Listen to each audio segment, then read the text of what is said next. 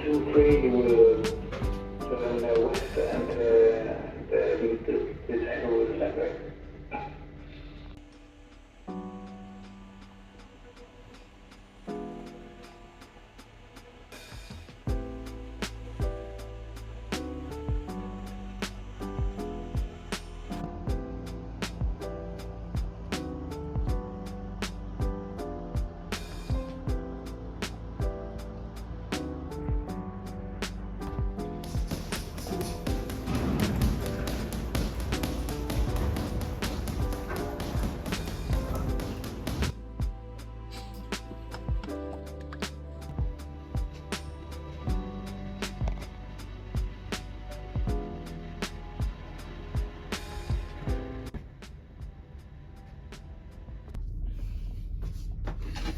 Yun, that's it. Monday to Sunday. Sunday na naman. Kamusta kayo? Okay lang ako. So, yun, last week na ng September. Ilang araw na lang, October na. Hindi guys, ang bilis.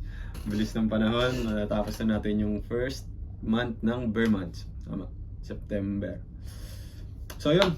Let's get back to our weekly topic. Ang topic natin ngayon ay consequences. Ano ba yung consequences? Yan yung mga resulta ng mga sablay-sablay mong decision sa buhay. So, okay lang yun. Part lang naman din ng buhay yun. So, pagdadaanan naman siguro ng lahat yun sa tingin ko. Sa akin, meron mga life consequences and life-changing consequences. Ano nga ba yung life consequences? Simulan natin sa life consequences. Ayun yung mga consequences na pagbabayaran mo lang ng saglit lang, small span of time, like weeks, yan, months, yan. Minsan saglit lang ba? Yan. For example, sa school, hindi mo ginawa yung homework mo, yan, consequence mo, wala kang homework, gagawa ka ng homework mo. Kaya, mag-rush ka, consequence mo. O kaya, pagalitan ka ng prof or teacher mo. Yan, pagalitan ka, di ka gumawa ng homework mo, consequences niya, pak, bagsak ka. Yan, di ba? Kasi di ka gumawa eh. So, ayun, ano pa ba? Sa school. Experience ko naman sa school, yung napaaway kami. Consequences ko naman noon, nasuspend naman kami noon, 10 days. Kala ko nga, hindi na makikick out na ako noon. Pero, hindi naman tayo na-kick out. Na-suspend lang tayo 10 days, tapos ayun. Hindi ko na inulit-ulit yun, kasi college yun mahirap na. Sa work naman, consequence naman sa work, kapag di mo ginawa yung work mo, back job, pag di mo inayos yung work mo, babalikan mo yung trabaho yung ginawa nyo.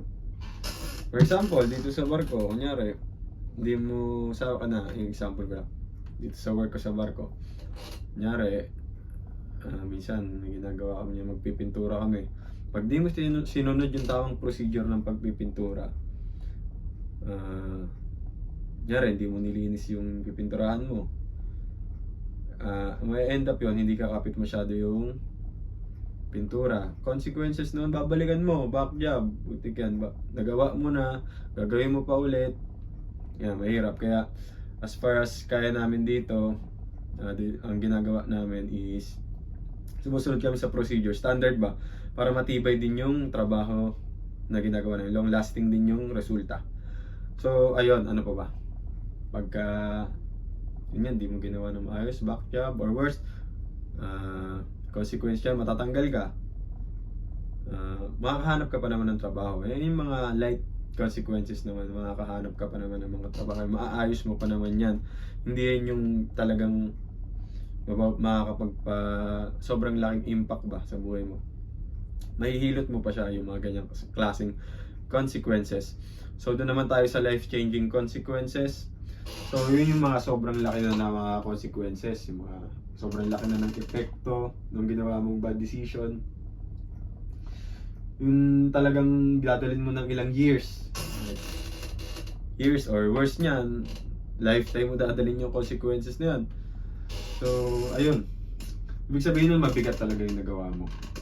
From the word life-changing nga di ba? Parang nabago mo na yung buhay ng isang tao dun sa ginawa mong klaseng bad decision or ginawa mong sablay. May nagawa, life-changing sa buhay ng isa, life-changing din sa buhay mo.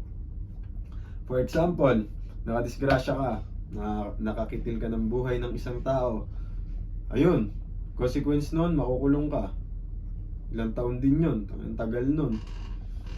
Ilan ba sa Pilipinas? Parang 20 to 25 years. Ang tagal nun, tagal mo makulong nun. Ilan na ako? 27 ako. Sabi mo, kung yung anak mo nakulong ka ng 2 years old pa lang yung anak mo. Tapos paglabas mo, 27 na kasing laki ko na. Di ba? Tagal nun, 25 years. So ayun, mga ganong klase, ano pa ba? Krimen yan. Kung nakagawa ka ng krimen, yan sa droga, consequences, ma-addict ka, or consequences, ano pa ba consequences? Makukulong ka din, yun. Consequences yan, makukulong ka dyan. Ano pa ba?